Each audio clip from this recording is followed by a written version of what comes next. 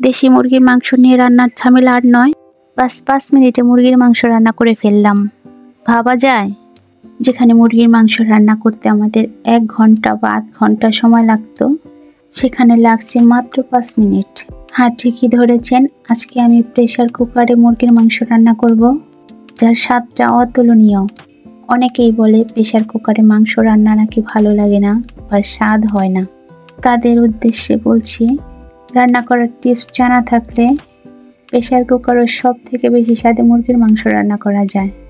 শুধু দেশি মুরগির মাংস না, আপনি গরুর মাংস একই প্রসেসে রান্না করে দেখতে পারেন। এর স্বাদটা কিন্তু কোনো অংশে কম হবে না।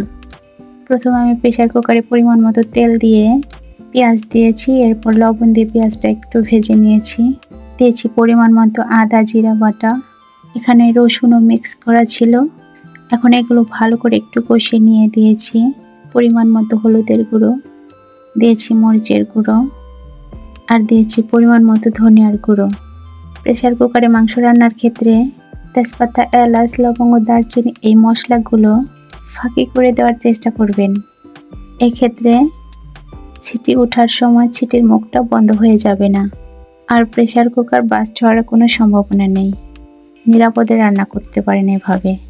এই সব মশলাগুলো আমি ভালো করে একটু কষিয়ে নিয়েছি। এরপর আগে থেকে ধুয়ে কেটে রাখা মুরগির মাংস আর আলু দিয়েছি, এটা আমি একসাথে দিয়েছি। আর আলুর সাইজটা আমি আনামি রেখেছি, কারণ দেশি মুরগির মাংস শক্ত, আলু কেটে দিলে গলে যেতে পারে। তাই আলু আনাম দিলে একসাথে দোনোটা সিদ্ধ হয়ে যাবে, এতে করে আলু আগে গলে যাবে না। প্রেসার কুকারে এভাবে আগে থেকে কষিয়ে মাংস রান্না করলে এর স্বাদটা অনেক বেশি ভালো হয়। দেখা গেছে অনেকে প্রেসার কুকারে রান্না করার সময় একবারে সব মাখিয়ে বসিয়ে দেয়, কিন্তু আমি বলবো ওই পদ্ধতির চেয়ে এইটা বেস্ট। প্রেসার কুকারে মাংস রান্না করলে এভাবেই ট্রাই করবেন। মাংসটা ফার্স্টে কষিয়ে নিয়ে তারপর ঝোল দিয়ে ঢাকনাটা বন্ধ করে দিলে বাস রান্নাটা 5 মিনিটেই হয়ে যাবে। এ পর্যায়ে মাংসটা আমার কষানো শেষ হয়ে গেছে। পরিমাণ মতো ঝোল দিয়ে এখন আমি এর ঢাকনাটা লাগিয়ে দেব আর অপেক্ষা করব 5 মিনিট পর। হুট করে মেহমান আসলে আর রান্না নিয়ে টেনশন নেই, বাস এভাবে তাড়াতাড়ি রান্না করেই মেহমান আপ্যায়ন করে নিতে পারবেন। ফিরে এলাম 5 মিনিট পরে, আর এ পর্যায়ে আমার রান্না শেষ। একটা সিটি আসতেই আলু আর মাংস একভাবে সিদ্ধ হয়ে গেছে। এর কালারটাও একদম পারফেক্ট থাকবে। রান্না নিয়ে আর টেনশন নেই।